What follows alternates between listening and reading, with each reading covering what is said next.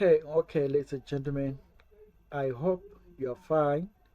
I am the ACCA tutor, uh, the lead ACCA tutor at Transcar Consulting Services or Transcar Business School.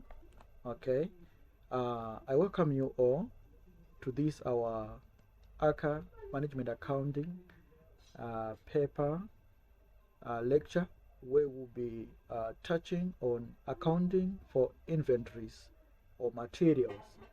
I hope you enjoy this video as I will be taking you through a step-by-step approach towards the accounting for inventories.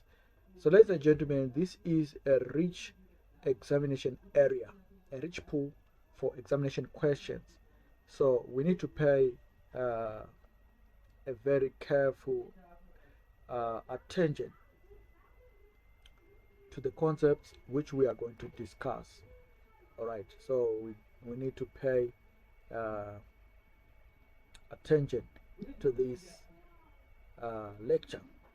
All right, I would also want you, ladies and gentlemen, to engage me via the available uh, numbers and email addresses. As you can see there, that's my cell phone number and my email address.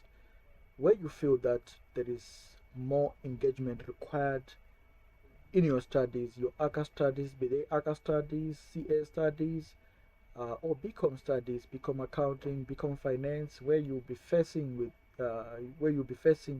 uh, this topic or any other accounting or finance subject, I'll be there. All right, whatever module you're doing along the accounting or finance disciplines, just feel free to engage me. I will teach you online. We will teach one another online. All right. I'll be learning from you as well as you'll be learning from me. All right. There is more benefit in engaging a tutor who has been there, who has also been tested through various qualifications. Somebody who is a renowned academic in the area. As you can see, all the credentials there, they are not fake credentials. They've been given, they've been awarded after meeting certain rigorous tests, certain rigorous requirements. All right. It's not easy. It's not an overnight issue to become an ACCA member. It's not an easy thing to be awarded a Masters of Commerce in accounting. It's not easy. All right, to become an Oxford Brookes University registered member, it's not an easy task. You need to satisfy certain requirements to meet certain standards for you to be considered as such. All right, without wasting much of your time, ladies and gentlemen, let us get to the business of the day. All right. Okay,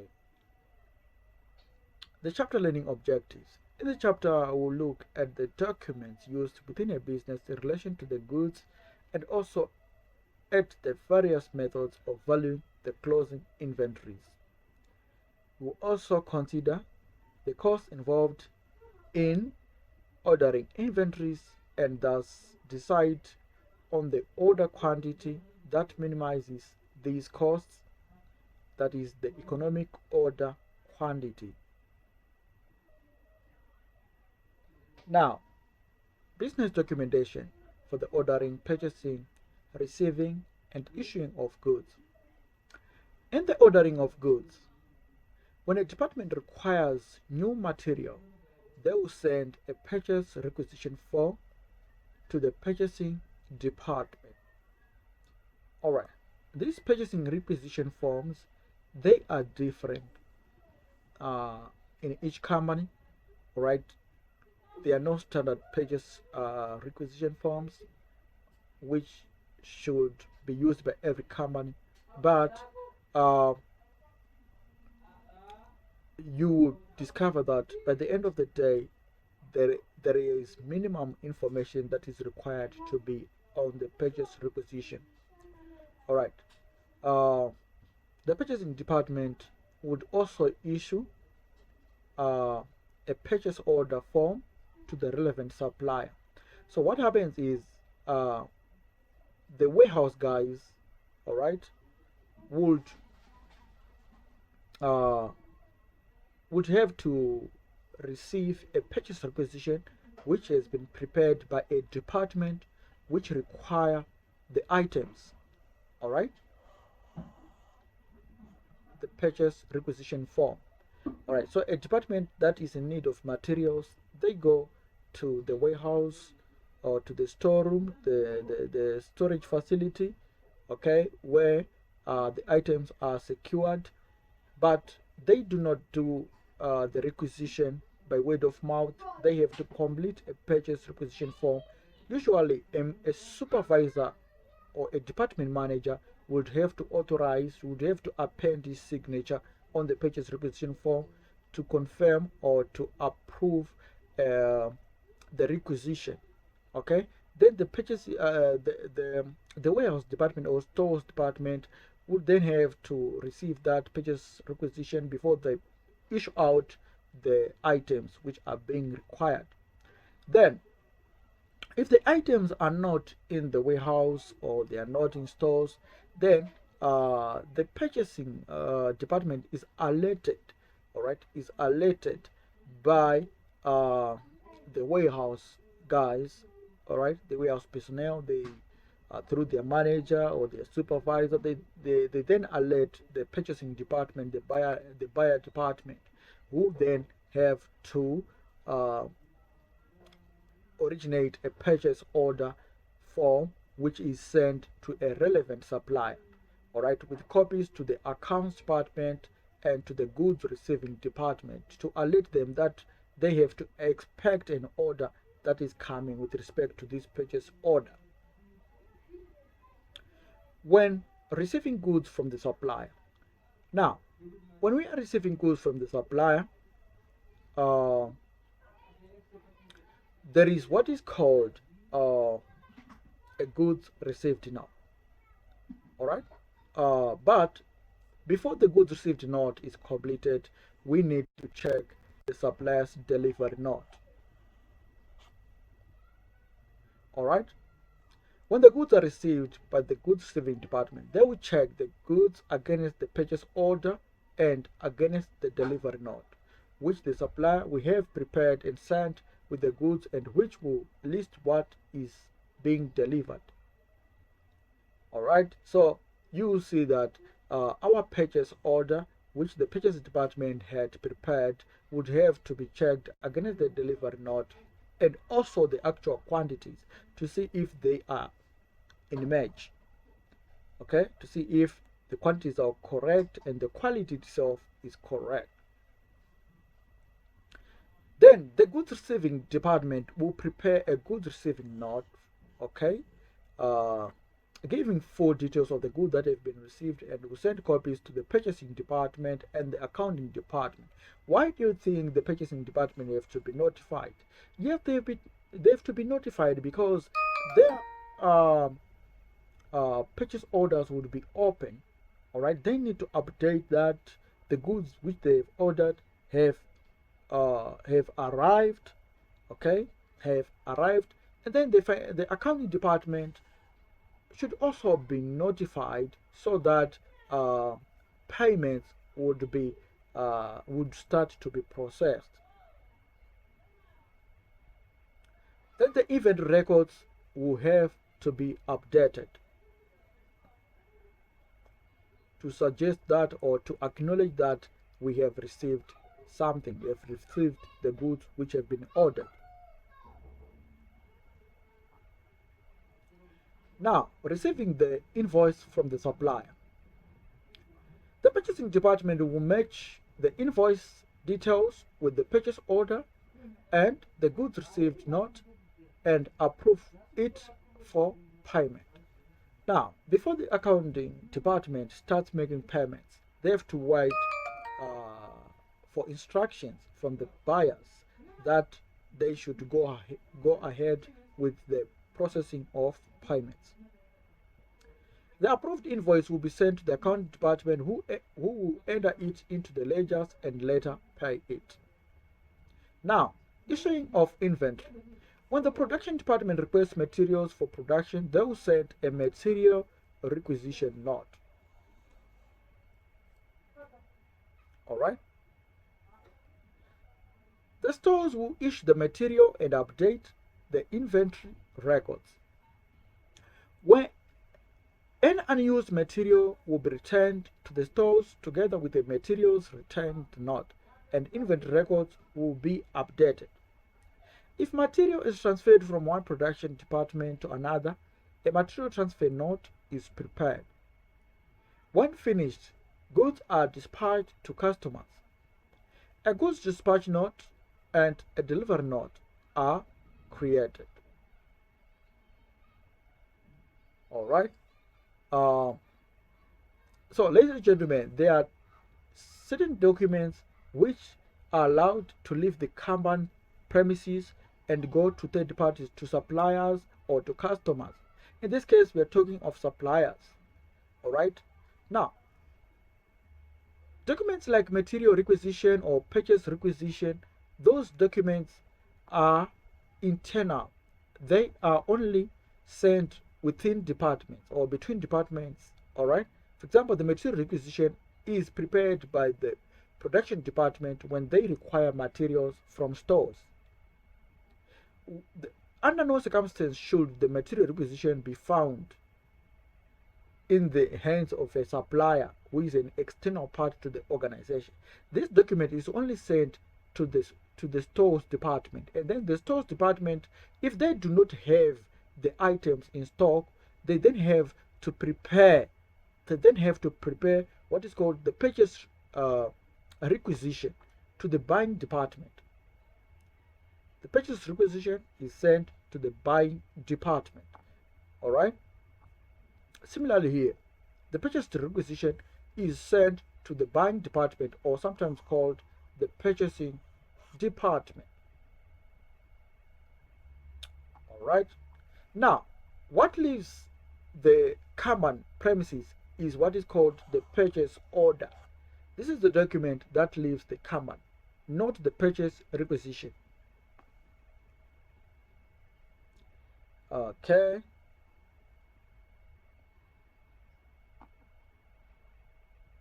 Now, let us try to uh, represent this information through a diagram so that we have a good overview of what we are speaking about. Now, when we are ordering inventory, the following should happen when ordering inventories. Okay, we need to consider the inventory level. Okay, inventory levels to be considered. All right, for reorder. All right, to be assessed for reorder. Okay, that's one thing we have to consider. And then just try to put some lighting here.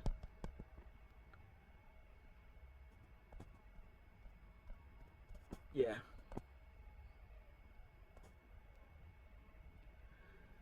Okay. And then we need to consider all right, so inventory levels to be assessed for reorder, and then the stores department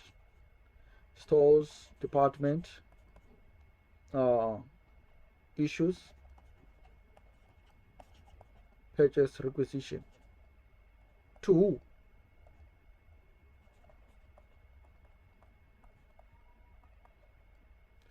To the buying department. All right, issues a purchase requisition. Okay, the buying department or purchase department, and then the purchase department do something. Purchase department draws up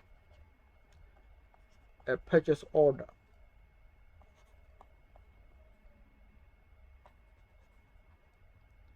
And then this then goes to two departments.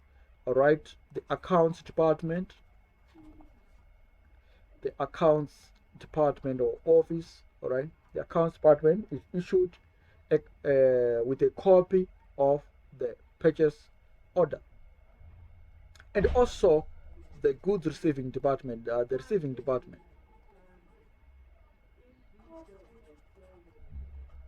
or stores. This is what happens, ladies and gentlemen, when we are ordering uh, inventories. All right. What about when we are receiving? Okay. When receiving, this should happen. Okay. The goods delivery, the goods received, not. Okay. All right. Goods received or delivered not. Uh, deliver not has to be signed.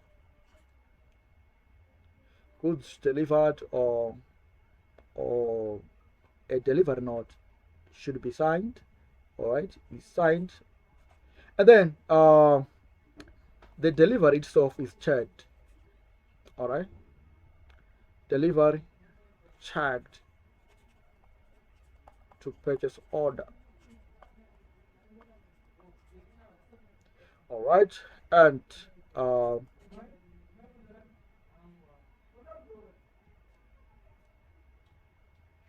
right, so we are saying the goods are delivered, the goods delivered, and a delivery note is signed. Remember, this delivery note is not a document from us, all right? A delivery note comes with the driver of the supplier. Okay, the supplier's driver comes with a delivery note. All right, so the goods are delivered, and then a delivery note is signed. All right, goods are delivered, and the delivery note is signed. Now, the delivery itself is checked to purchase order to see if the quantities are right, are okay, and the quality itself is fine. All right, we have to check to see if the order, sometimes the quality and the quantity could be fine, the quantity and the quality could be fine, but you will discover that maybe they were not required. All right, so you need also to check if there was some authorization, and also this is why we have to check for the purchase order, because the purchase order itself, before it is issued, is checked by the supervisor and so forth. All right, so we need to identify if there was actually a purchase order in place. Sometimes the goods could be just uh, brought in without some authorization, or there was actually no purchase order uh, at all. All right, then the goods received note is prepared. If we are happy, we then have to prepare what is called the GRN. Is prepared. The goods received note is prepared. Ladies and gentlemen, when the goods received note is been prepared in some or many accounting systems, once this has been prepared, it automatically updates our ledgers, everything, and it's difficult to do a journal that is meant to cancel a GRN. All right, for audit purposes and for control purposes, usually the goods received note should be uh, prepared with care. All right, you may have to make sure that the items you have received them. All right, because the companies are very serious with the GRN. All right, so the GRN is prepared. If you're happy and that the quantities are okay, everything is up to scratch, then we have to prepare a GRN. Then this GRN is sent sent to the accounts department, sent to accounts, uh, department, and also checked and checked um, checked to purchase order or matched checked to purchase order. All right. So you can see that you need to always refer to the purchase order. All right. So the GRN sent to accounts department, and let us just say matched to purchase order. All right. Then also the invoice is to be checked. Invoice from the supplier is to be checked against purchase order. All right, and the GRN. Why are we doing all these controls or processes? To ensure that whatever we are doing, the purchase system is watertight. Okay, so the is error free. This is why we have to do all these checks. And then lastly, we have to pay the supplier. Pay supplier. If we are home and if we are happy about everything, then we have to pay the supplier.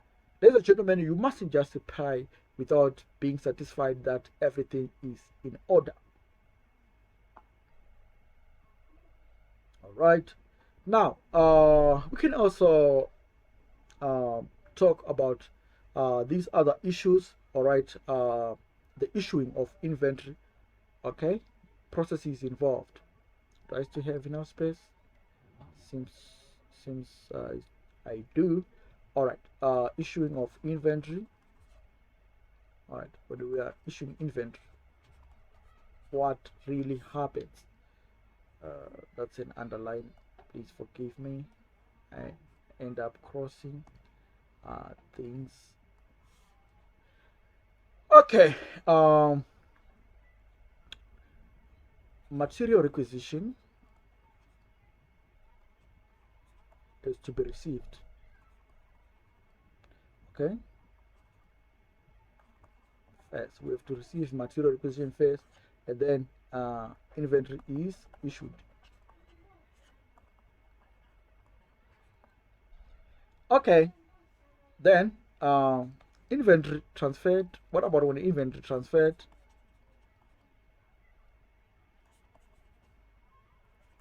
When we are transferring inventory, then there should be some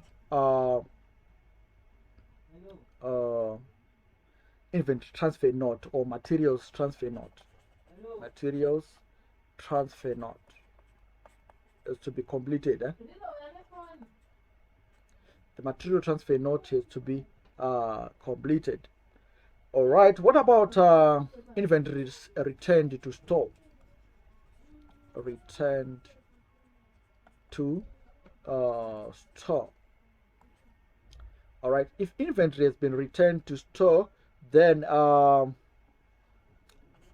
return note is to be completed as well. So materials return not completed.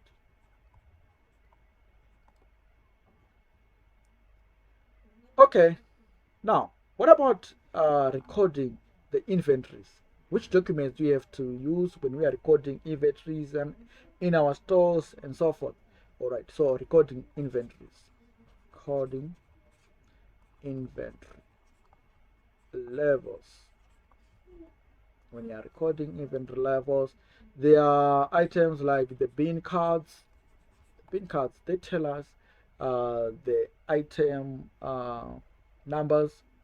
Okay, which items how many items do we have? All right, so they are what are called bin cards. All right, so each item is given a bin number, all right, or a bin code. All right, so the bin card will tell us how many items do we have, how many were added to, and how many were collected, and so forth. All right, so the bin cards are used. All right, we have got the stores stores ledger accounts. These records, they're like accounting records, accounting books, the accounting ledger. All right, they tell us what will be going on, especially in the accounting language, the double entry bookkeeping system. All right, then we have got free inventory available for future use. There is a formula for free inventory available for future use. Lastly, perpetual inventory.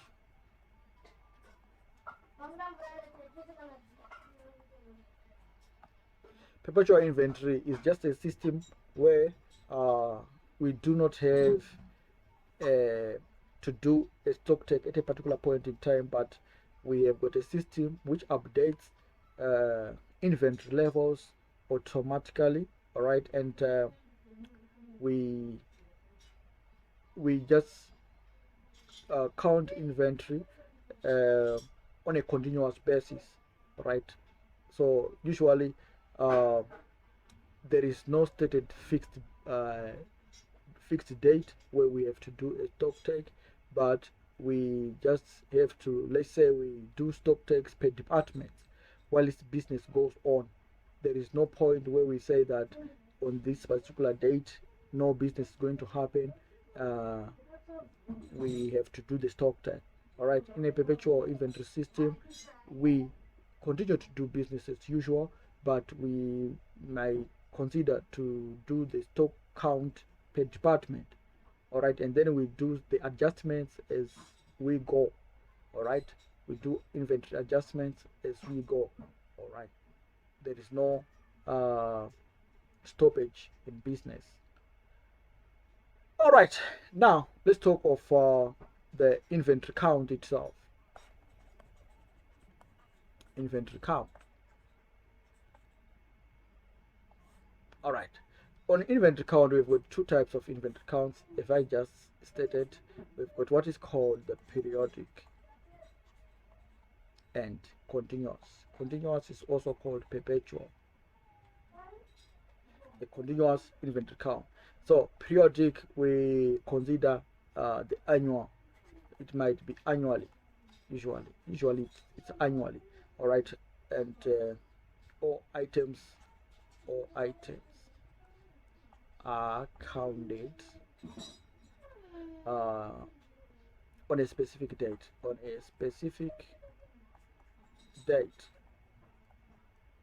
But when you're talking of a continuous system, each item is checked at least once. Each item is checked at least once. At least simply mean that at least once where circumstances were not allowing, or where we were facing a lot of difficulties, we should at least do the count once a year. All right, but we shouldn't fail. All right, so in a continuous system there's no failure that we are going to count our items. All right, so we can do as many as possible. All right, as many times as possible. All right, so this is why it is called a continuous inventory system, a continuous inventory count system. All right, where we can do it on a continuous basis without stopping. All right, this is why they end up consider adopting a department by department counting approach. All right, without stopping business like in a periodic where every item is going to be counted on a particular date, which means that sometimes business might end up closing down on that particular day for the count. All right, but one thing we have to note is that continuous inventory system is usually specialistic. It's a specialist system. All right, so specialists are usually required in a continuous inventory count system. So there should be a lot of supervision for it to be very successful. Okay, let's move on. um, let's do this example and see if we have grasped the concept so far. Now, the question is, a goods received note provides what? We have to tick the applicable uh, statement there. There might be two statements or three statements, or all of them could be fine, right? Because this is a typical exam question. A goods received note, GRN, provides what? Let us tick the applicable statement. It provides information used to update inventory records. Yes, that's something which a GRN does. All right, because when we complete it, we are saying, this is why I say that you need to pay very careful attention to the GRN, because whatever information you approve there or you enter there, it means that all the inventory records are going to be updated. It provides information to check that the correct price has been recorded on the supplier's invoice. This is not the function of the GRN. Alright? That's not the function of the GRN. Alright? The GRN is simply an acknowledgement of the quantities of goods which we have received. So this is why it is being used to update the inventory records. There is nothing when it comes to the prices or as a checking mechanism for supplier prices. That one is actually wrong. Information to check that provides information to check that the correct quantity of goods has been recorded on the supplier's invoice. Yes, the GRN actually does so. All right, the information to check that the correct quantity of goods has been recorded on the supplier's invoice.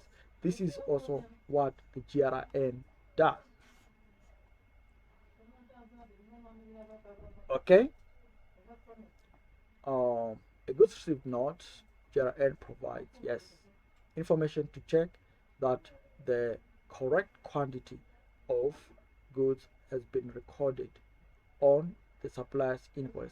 Remember, when the supplier's invoice comes, we also need to refer to the GRN. This is what we mentioned here. All right, when receiving, let us go when we received. Remember, we indicated here that the uh, the invoice, the supplier's invoice, the invoice is to be checked against the purchase order at the GRN. Okay, when the supplier's invoice has been received, it has to be checked against the purchase order and the GRN. So you can see also here that this is why this statement is correct. Now, information to record any unused materials which are returned to stores. This is not the function of the GRN. So you have seen which were the correct points and which ones were not. Now, let's talk of valuing inventories. Ladies and gentlemen, we've got three methods which we need to consider. All right. Excuse me. There is the Fifo, the Lifo, and weighted average. There's another one which is called periodic weighted average. We'll talk about this one, but usually we are required to know these three. All right. So we are going also to consider the periodic one as we go. All right, there is the Fifo, the Lifo, and weighted average. Okay, the Fifo method. This method assumes that materials are issued out of inventory in the same order in which they were delivered into inventory. So, like when we buy an item, let's say on 1 uh, 1 June, another item, let's say we order, okay, goods on 1 June, and then on 5 June, and then on 10 June. Whenever we want to issue those items or to sell those items, we have to start with the first one, okay, the items which you bought first, followed by those which were bought next, and so on and so on.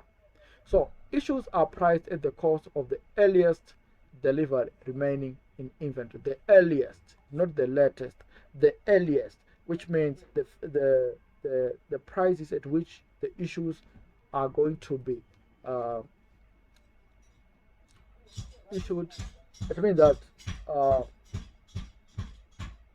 they are going to use the price of the earliest delivery. As a result, the closing inventory will consist of the most recent receipts. Okay, usually the closing inventory will consist of the most recent receipts. Why? Because thus the price of the items which are in stock after we have disposed of the earliest items. All right. The advantages of this system: it is logical.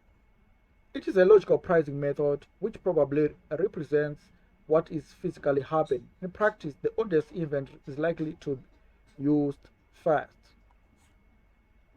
All right. It is easy to understand and explain to managers. The inventory valuation can be near to evaluation based on replacement cost. But what are the advantages? What are the disadvantages? Fifo can be cumbersome to operate because of the need to identify each batch of material separately.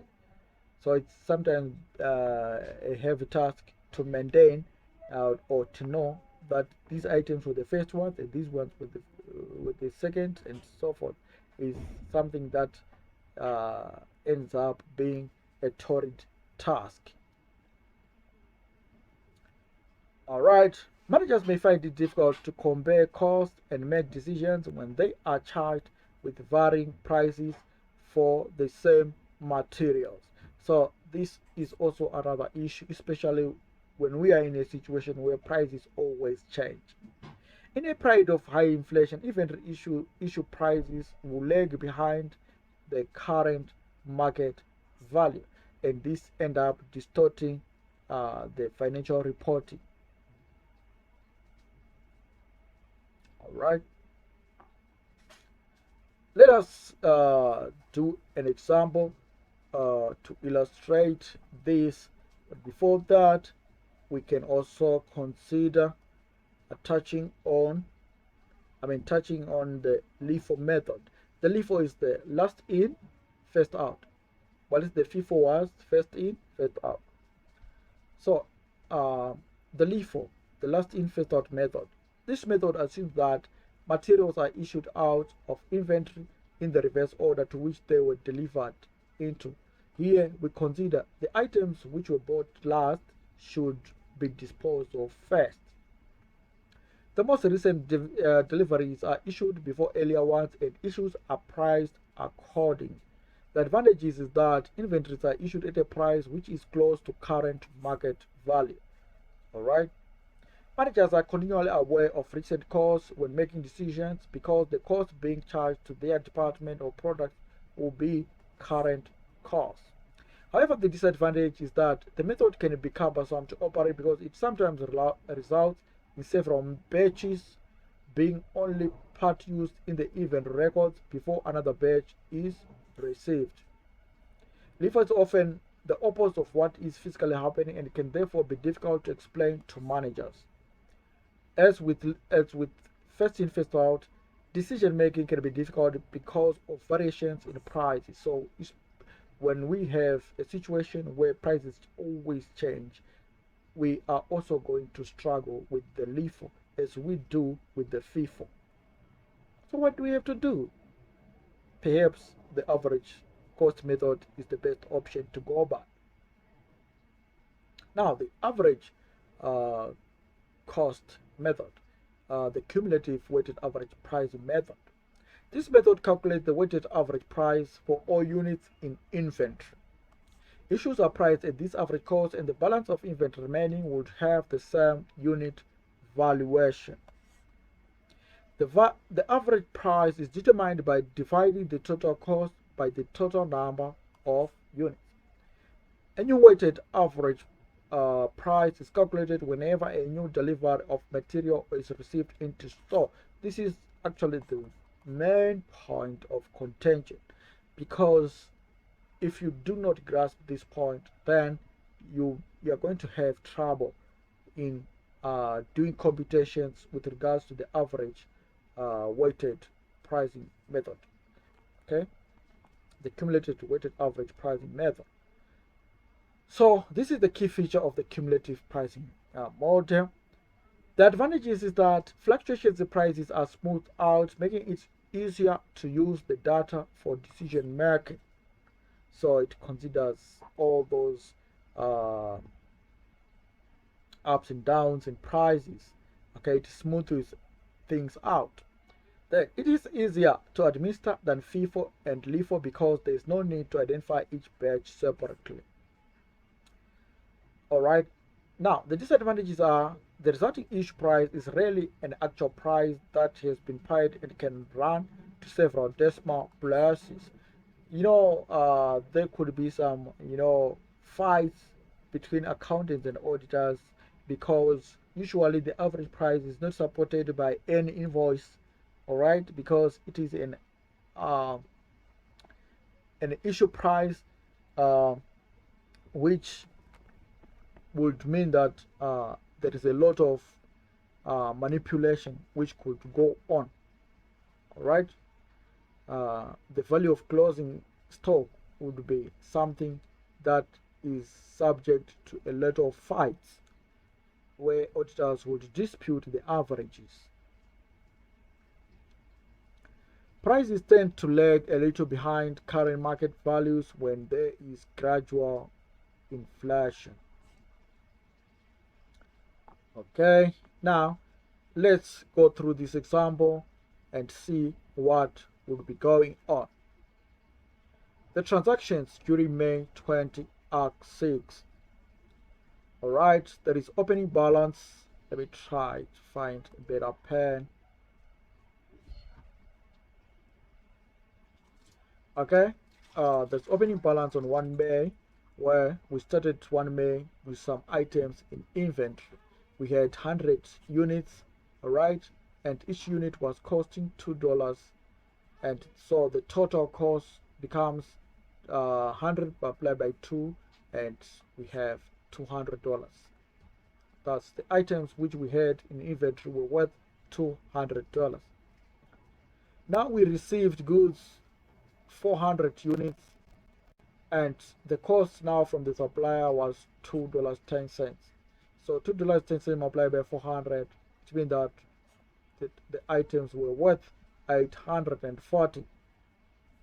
Now, market value per unit on date of transaction was 211. This is the market value of the units. Okay. Now, issues like the sales, all right, sales, all right, the items which were issued for sale were 200. Okay, the issues could be to the production, okay, for sales or to production.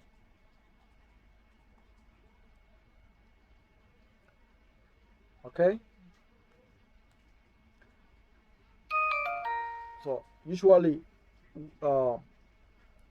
we consider the issues to be the items which were issued for sales or were disposed on through a sale, all right, So when you see the word issue, you mustn't be confused there.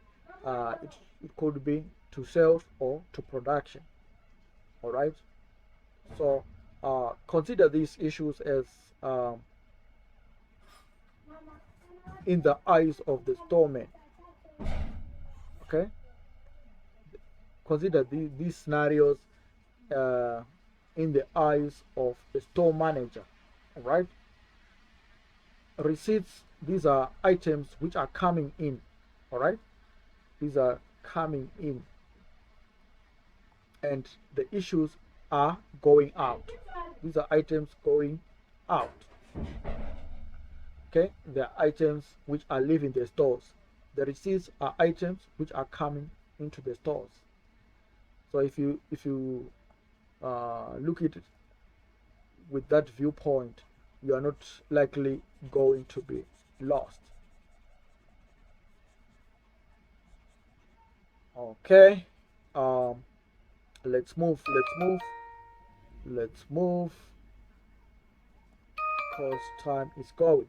Now,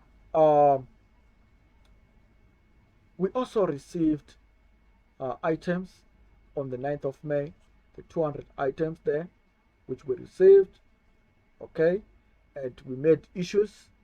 We made issues, uh, 300. So the issues were going out, the receipts were coming in. And then on the 18th of May, again, we received 400 and made issues on the 20th of 100. Our closing, we also made issues on the 20th May, that is 100 issues. Okay, so the closing stock, the closing balance was 200. All right, now we have to calculate the cost of issues and closing inventory values using the FIFO, LIFO, and ACCA. All right, and I said the ACCA is the average cost method, or the cumulative weighted average pricing method. All right, so let's start with the FIFO to see if we can make sense out of these uh, pricing strategies. All right, remember, we are required to determine the cost of the issues as well as the cost of the closing stocks. All right, so we need to have some form of a table. All right, date of issue. Sorry, date of issue.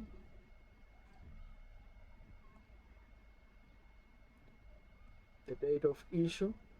Okay, and quantity issued. All right, some value here. We also need some dollar sign there. Okay, now on the 4th of May, for May, all right, what happened on the 4th of May? On the 4th of May, we issued uh, 200 items. All right, so the issue dates, we've got 200 there, we've got 400, we've got 100 there. All right,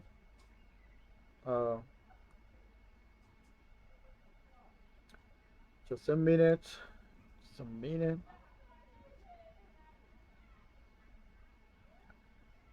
Okay,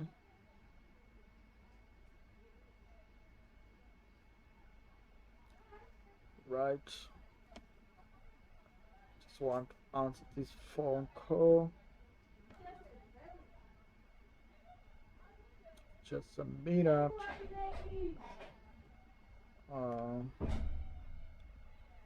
computer is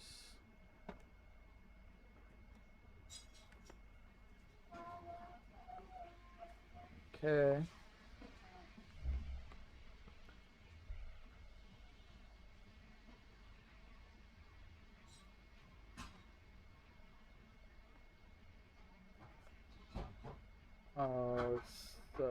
Sticky.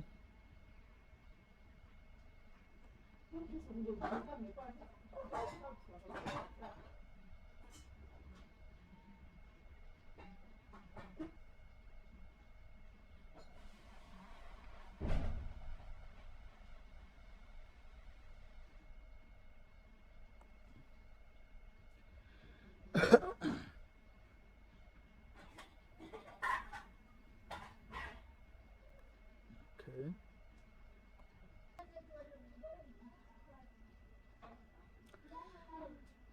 Okay. Um, I'm sorry, I was attending to some other issues on the phone there, so I'll take you back a bit with our diagram. Okay, so we can just have a date, all right? Let us just have the date there and details, all right, and other columns as we go. Yeah, in the exam, you're not required much to be a good artist. Okay, tables will just assist you as part of your workings, but they are not required. You're not required to come up with these tables in most of the examinations. But where your exam requires you to do the tabulation, then you have to do so. All right. So let us go step by step. All right. We are given the information there that we had 100 units as part of the opening stock. So it is wiser to have that. So you can start by saying on 1 May, uh, open opening stock. Opening stock was 100 units. All right, these were the quantities. So we had 100 units there. All right, and these were at $2 per unit. Okay, that's $2 per unit. So we end up having some money there. All right, and then we are also told that we had some receipts on 3 May. So 3 May received how much? 400 at 210. 400. Okay, at 210. All right. So how many units do we have now? We now have got 500, but we are also told that uh, we issued these items 200. So we issued 200. Okay. Issues 200. Okay. So these items were issued, but the question is, they were issued at how much? All right. We are using the FIFO. All right. So which means that the first 100 are going. All right. So the 200 were taken from these 100. This is the first to go. So we are saying 100 at $2. 100 $2 there. That's $200 is going, and then another 100 is being taken from this from the 400. Okay, another 100 is being taken from the 400. So we are going to say 100 by $2.10 because the 400 were bought at $2.10. Okay, so if we use our calculators, we are going to say 100 by 210, that's $210.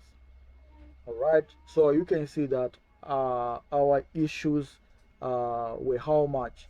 The issues, which means that they were being 410. Okay, now let us go back to the question. We received something on the 9th of May, 300 items there. So on the 9th of May, received how many? 300. So we received 300. Remember here, we were left with 300. So we received 300 and they become 600. These items which we received, the 300 items were going at 212. So they were going at 212. Okay, that's their value. All right. Now, did we issue anything? We issued 400 on the 11th of May. So issues, the issues, okay, on the 11th of May, you can just say 11th May. All right, 400 items were issued from the 600. We are left with 200. But these 400 items, okay, how many items do we use? 400. All right, so let us tick these 400. Okay, it's ticked already. Now, the 400, we are using the Fifo. All right, we are using the Fifo. So which means the 300 have to go first.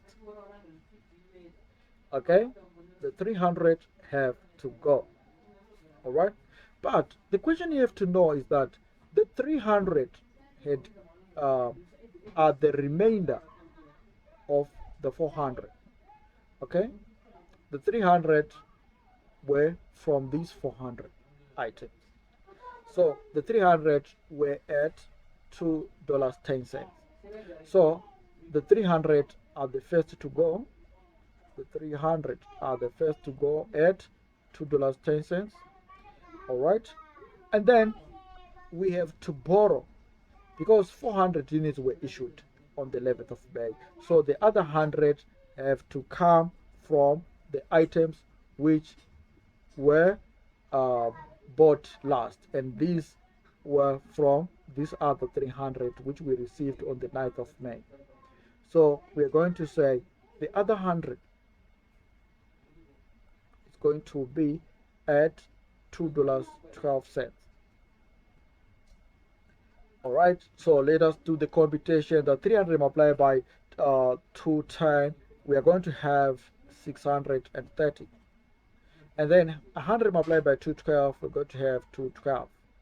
So if we add up, we are going to have 842.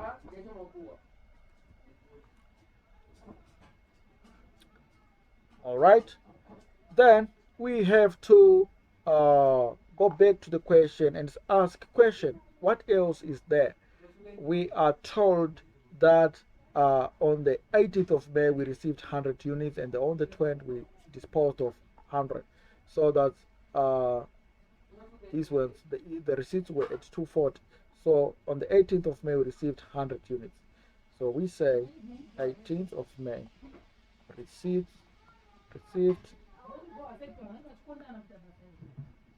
100. They become 300. Okay, but these items which we received were at how much? From the question, they were 240. Okay, but remember,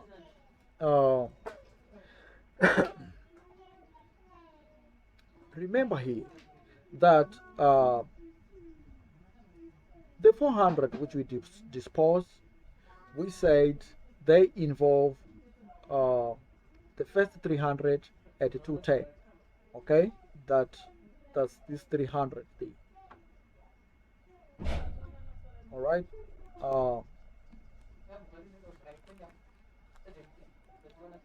I mean, this 400. Okay, when we disposed of the 400, all right, we first had to take this 300 which was a remainder of the items from the 400 which were received on the 3rd of May at 210.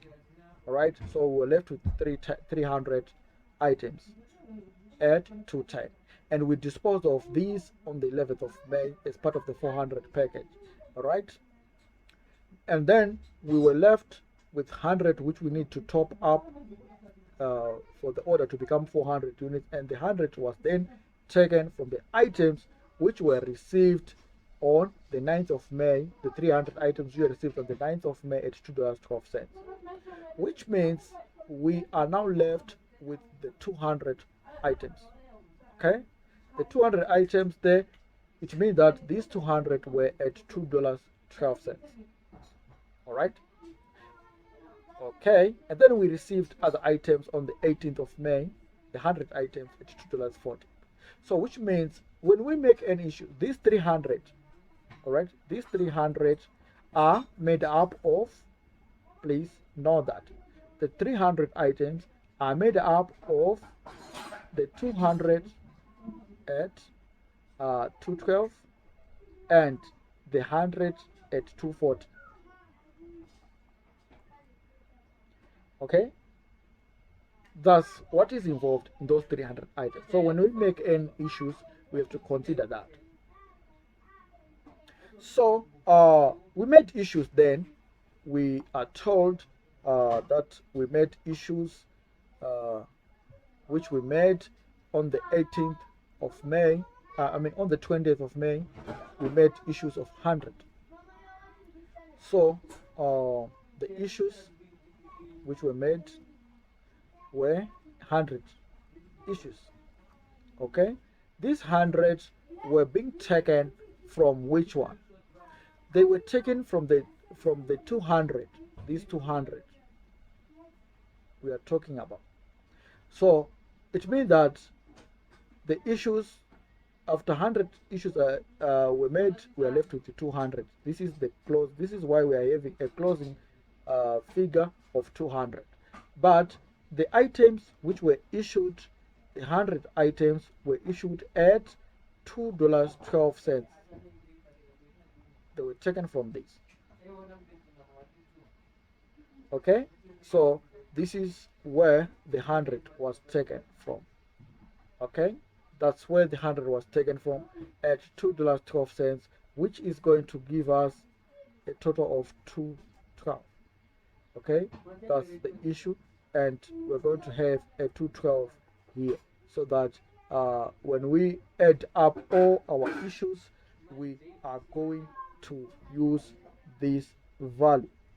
All right, so if we add up, these are our issues. That's the total value of our issues, which should give us a total of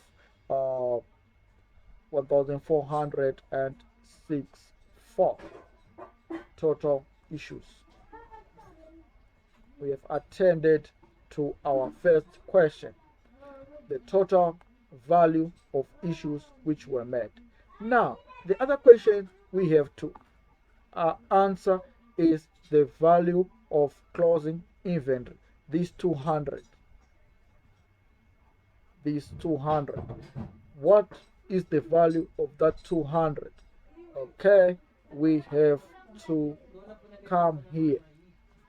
Value of closing stock. We are left with the 200, but the 200 is made up of certain values. All right, if you come back here, you can see that here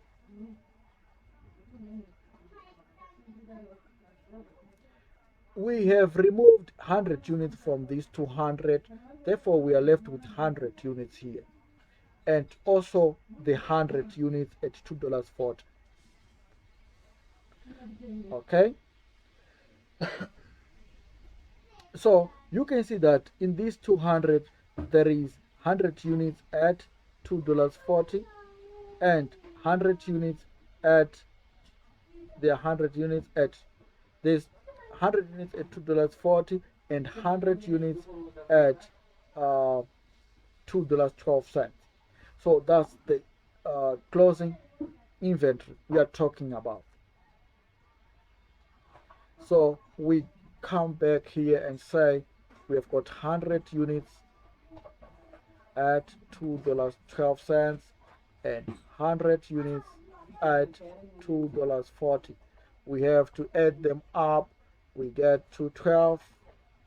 Here we get 240, and then we have to total up to get 452 as the value of closing inventory. All right. These are the figures which we need to consider in our computation. Now, the cost of materials issued plus the value of closing inventory equals the cost of purchases plus the value of opening inventory.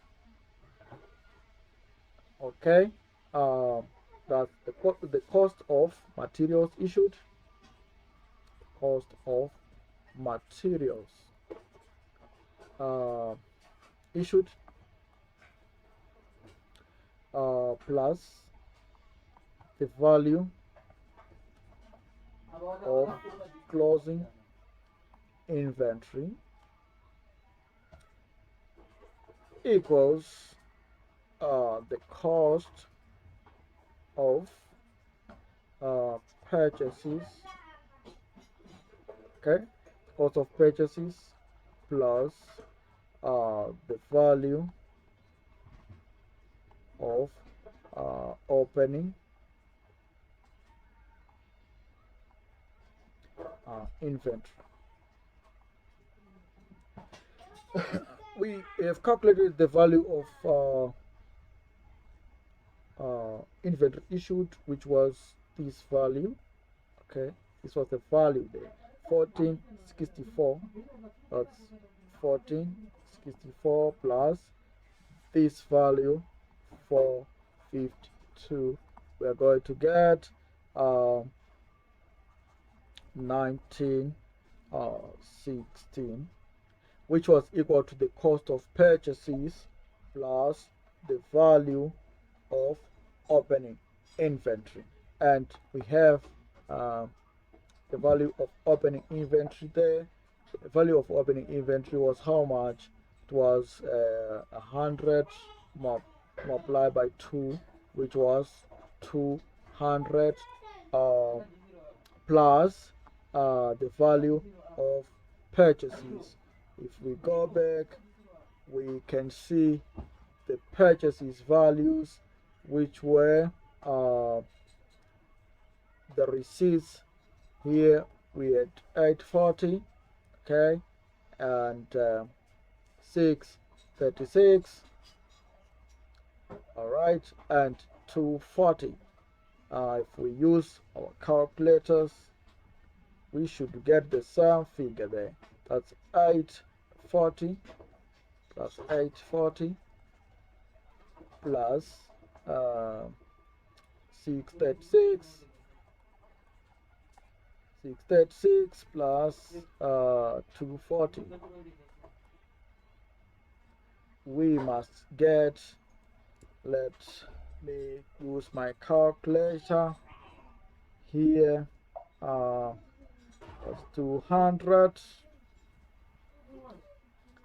plus 840 plus 636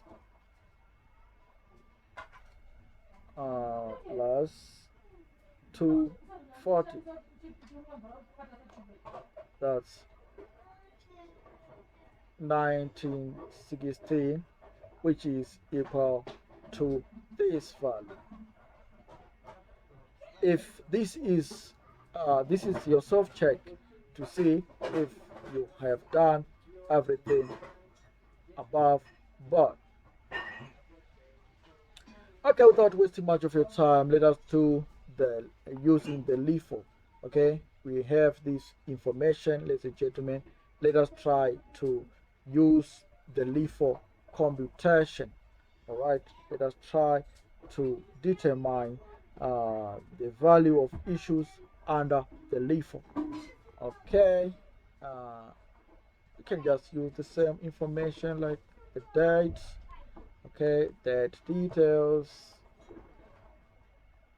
dollar. Okay. Uh,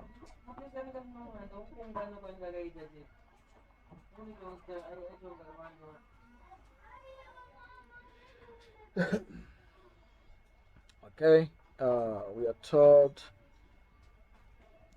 on 1 May there were 100 units. So 1 May, 100 units at $2. Okay, 100 units at $2. That's what we had in stock. Okay, then we received 400 at $2.10. 400 at $2.10. My pen is misbehaving now.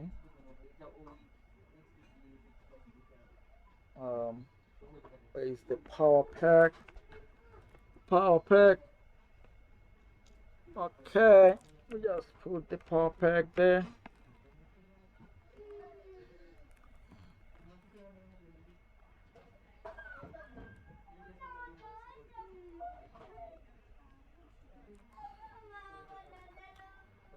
The power pack. Okay.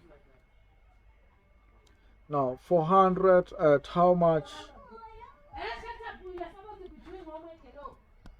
Guys, noise please, less noise please.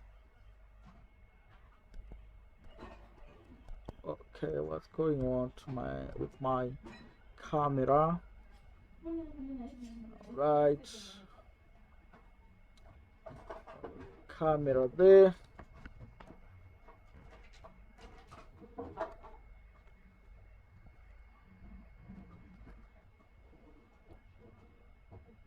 Okay, sorry, my camera is no longer as clear as I want. It's okay, sorry, I hope you're not offended.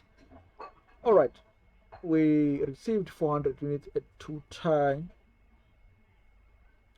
At 210. All right, so these items become 500, and you can see there the 500 is made up of 100 units at $2 and 400 units at 210. But then we are told that we disposed of the other items on the 4th of May, the 200 items.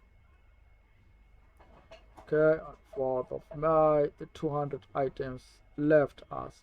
You can see that because we are using the last in, first out, then it follows that the 200 items were disposed at $2.10 because the $2.10 is the price of items which were bought last. Right?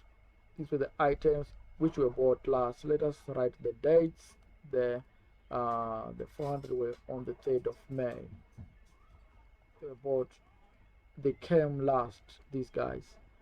All right, so the issues were at 210. So 200 multiplied by 210, how much is that? Using, let me just try to look for a calculator. Okay, that's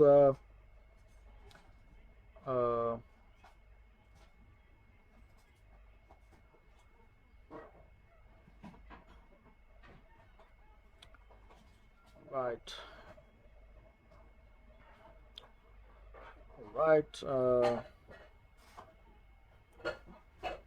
Cost of the issues, I'll just try 200 multiplied by 210, that's 420. All right, so automatically they become 420. Now we are left with 300 items. All right, but you know very well that the 300 consists of the first 100 items which we didn't touch at $2, and then the remainder, because we only dispose of 200 from the 400, so that's 200 at $2.10. That's our remainder there. All right, do not be confused. And then did we receive any items after that? We received 300 items there. We received 300 on the 9th. So on the 9th of May, we received 300. 300 at how much? We received 300 at 212.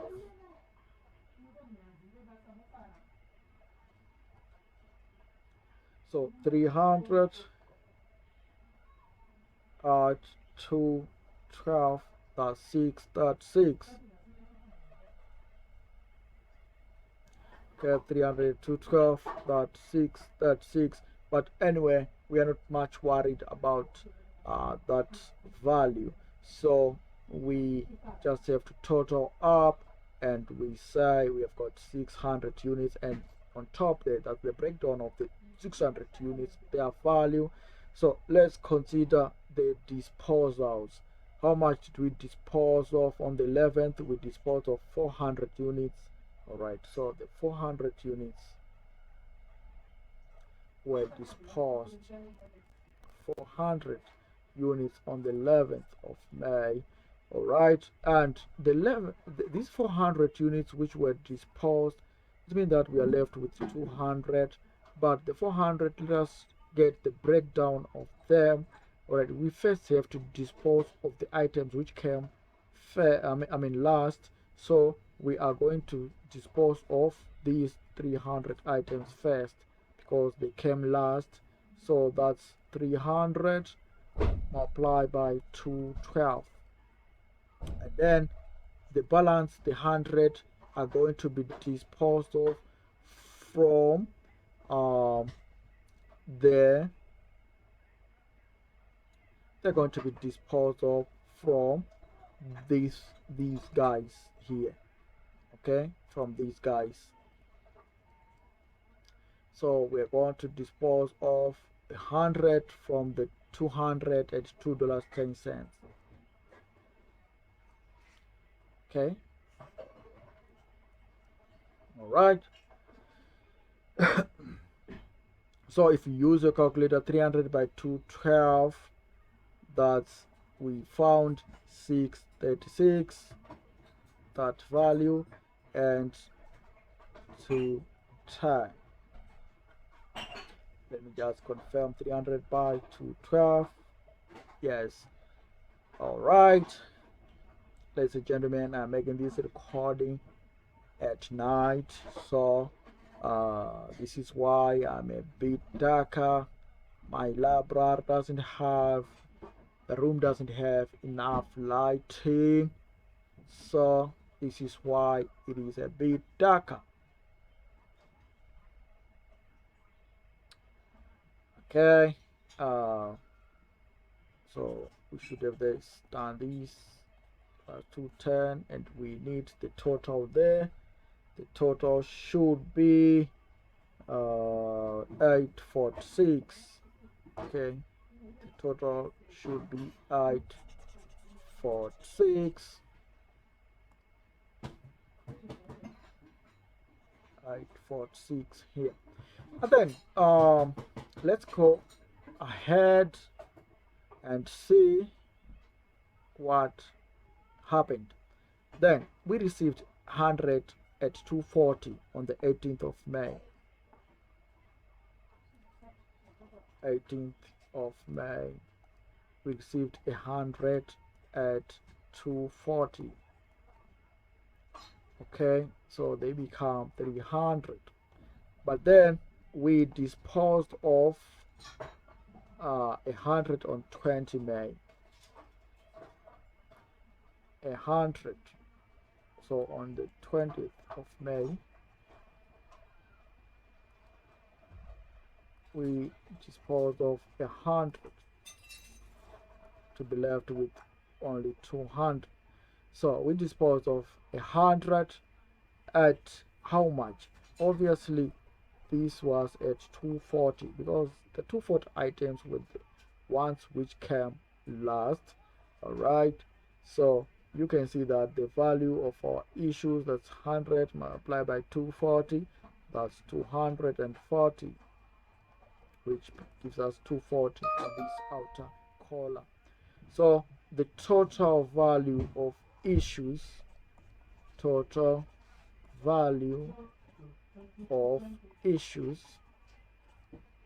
is equal to 846 plus 240 plus 420, that's 1506. That's 1506. What about the value of closing stock, the 200? What are the figures involved? What are the figures involved? Okay, we have to come a little bit backward. Okay, we have to go back a little bit to see what would be going on. Okay, remember, ladies and gentlemen, on the 9th of May, okay, on the 9th of May, we had this figure here. Let me just use another pen. All right, we had this figure and we had this breakdown. Okay, that's the breakdown where we said that the 300 is made up of 100 multiplied by $2, and then 200 multiplied by 210. All right, and in this 200 multiplied by 210, we took out 100 items. All right, at 210, 100 items at 210. All right, and we were left with 100 at 210. All right, which means the 200 here, this 200 was made up of 100 at $2. This one, the original 100 at $2, as well as the remainder here, the other 100 at 240.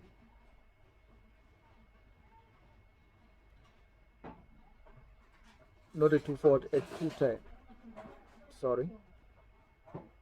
Okay, because here we are using 210. All right. Now, that means that when we added 100 at 240, we ended up having 300 units, but we disposed of the 100 at 240 here. So obviously we are now left with 100, the original 100 at $2, and the other 100 at 210. So if we use our calculators, we're going to have the closing stock of 200. Okay, that is 100 multiplied by 2, and then 100 multiplied by 210, which is 210, and our closing stock is going to be 410. Ladies and gentlemen, I think that's done there. Okay, we have made justice to our computation. We may cross-reference, we may cross-check ourselves to see if we had done it right. We are saying the cost of materials issued plus the value of closing inventory should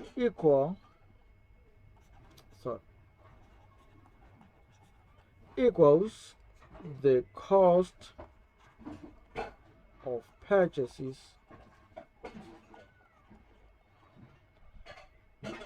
plus opening stock plus the value of opening stock. So the cost of material issued according to our computation was how much? The material issued, the total cost was 1506.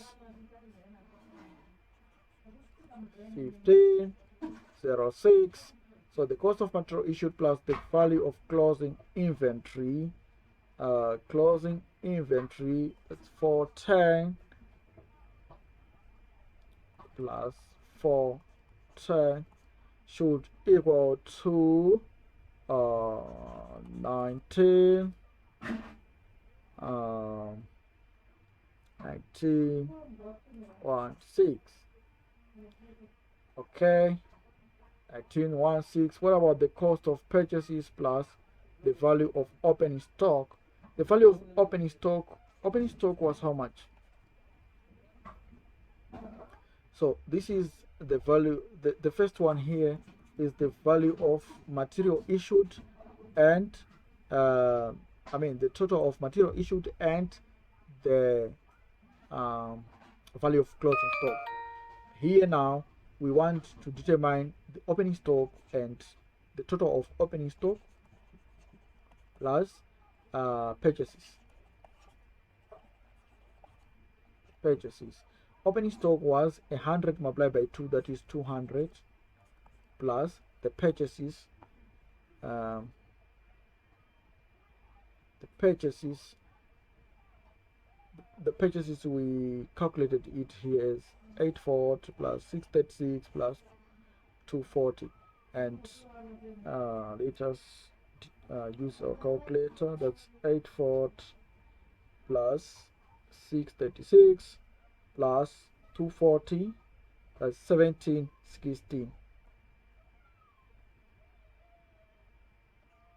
1716, which is equal to 1916. So you can see that these figures are just the same.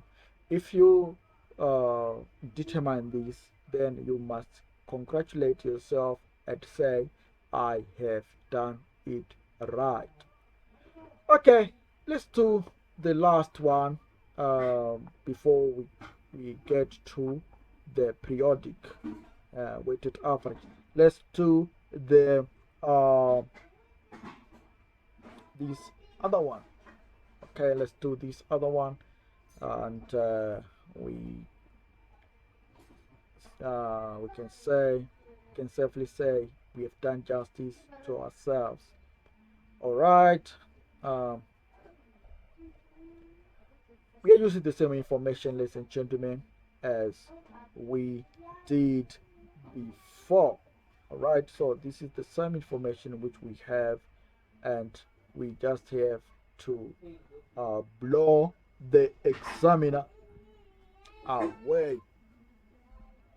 Okay, we just have to blow the examiners away.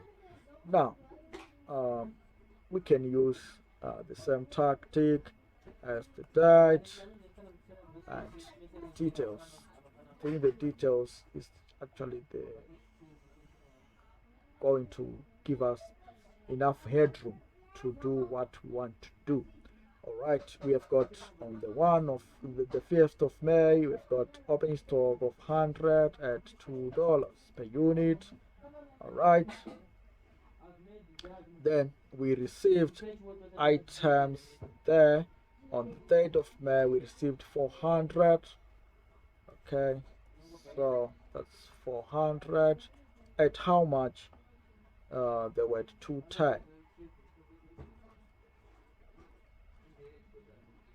So this means that the 500, okay, we're now having 500 units. All right, and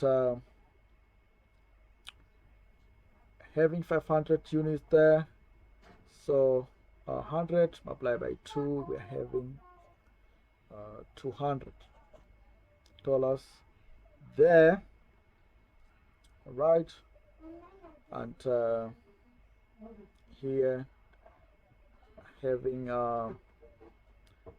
that is 800 and how much? 210 by 400.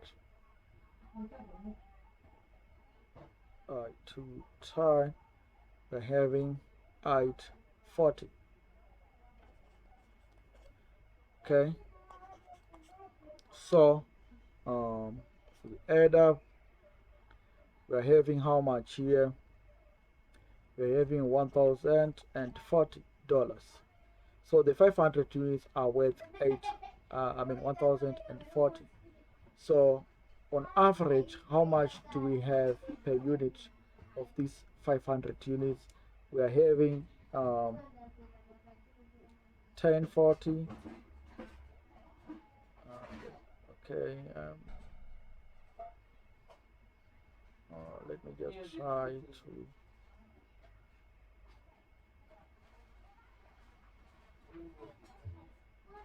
Okay, I'm trying to open my calculator here. All right, that's 1040 divided by 500. So on average, each unit is costing 208. So whatever issue that follows immediately should be at 208. So that's on the 4th of May, we issued 200.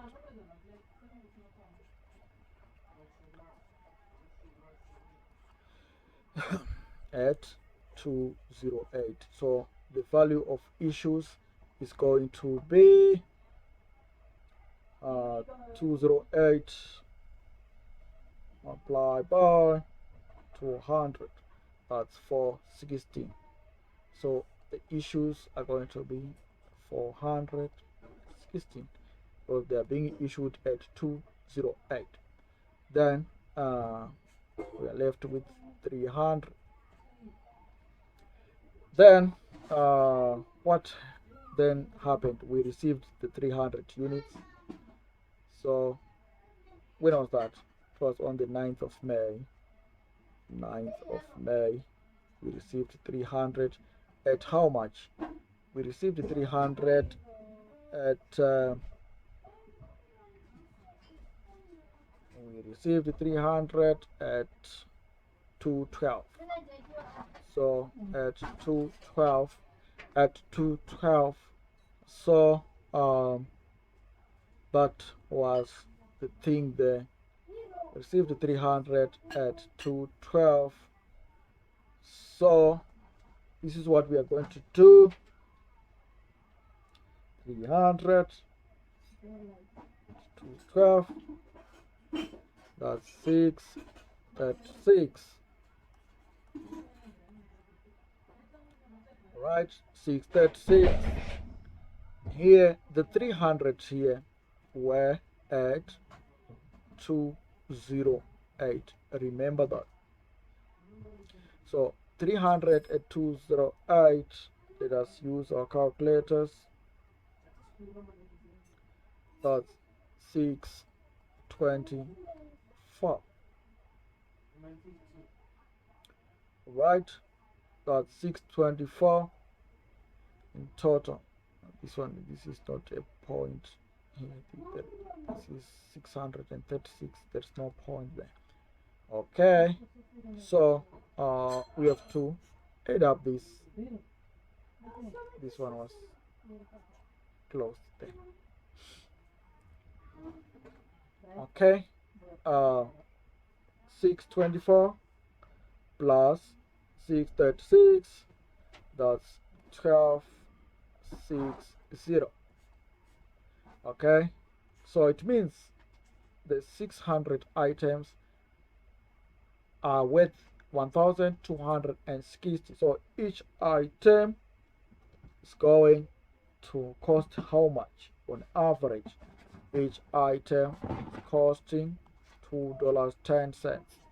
So whatever issue we are going to make following this is going to be issued at $2.10, and the inventory that is going to remain at $2.10. So what issue did we make after the 9th of May? After the 9th of May, we made issues here, 400 issues. So we made 400 issues on the 11th of May. So these automatically were issued at $2.10. So we determine the value of the issue as 400 multiplied by $2.10, and we issued at goods worth 840. Okay, and here we are left with 200 at again $2.10. Okay, now we need to see if we receive anything. We received something, 100 units on the 18th of May. So we received 100 there. At how much they were received? At $2.40. So received at $2.40. Okay, so we are now having 300 units. All right, so let us determine the total. We had here 210 at $2.10. It means we were having 420 in total. That 200 multiplied by 210. Let me just cross check with my calculator. 200 multiplied by 210 at 420. And then we had 100 items at 240. That's 240. Okay, so the total there should be 660. So $660 was for 300 units. So each unit was costing how much on average? 660 over 300. So each unit was going at 220. This is how you do it, ladies and gentlemen. That it was going at 220 there. So we issued how much? We then issued 100 units. So my space is full there. So let me just try to check the balances over. So that's 300 at 220. 300 at 220, $2.20, and we were having 660 in total. So we issued 100. This 100 should be at the average amount there of 220. So it means that the items which were issued should, remember this is the total, okay, they were issued at 100 multiplied by 220. That's 220 in total. All right, so automatically we are left with 200, which is the closing stock. The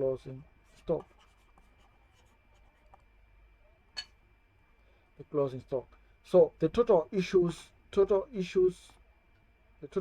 should be this value and this 840 and the 220 you can see here. So it means the total value of issues is equal to let us use our calculator there, 416 plus 840 plus the 220. We get 1476.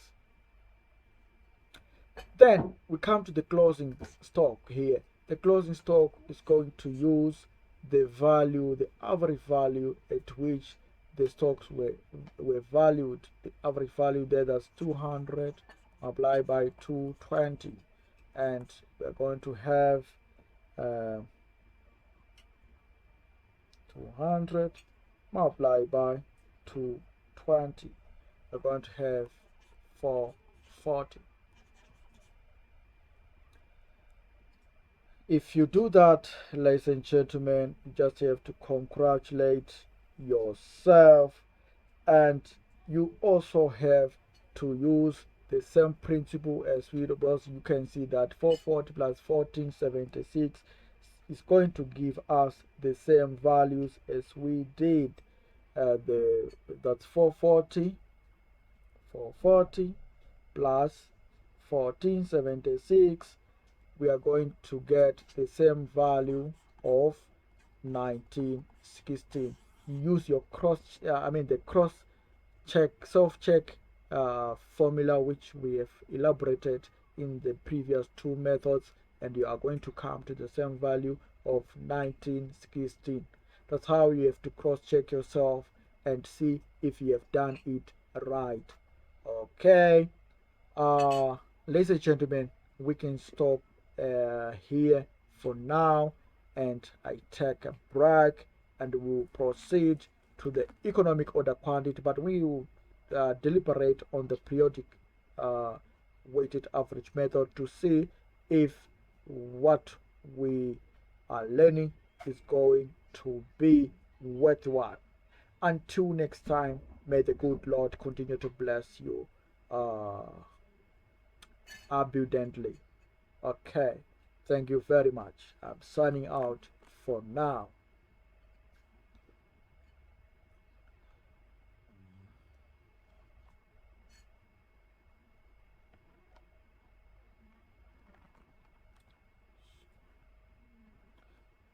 This computer of mine takes time. Right.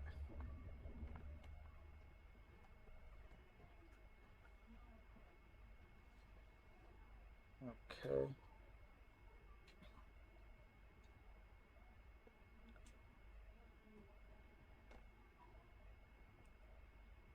Right, I'm sorry.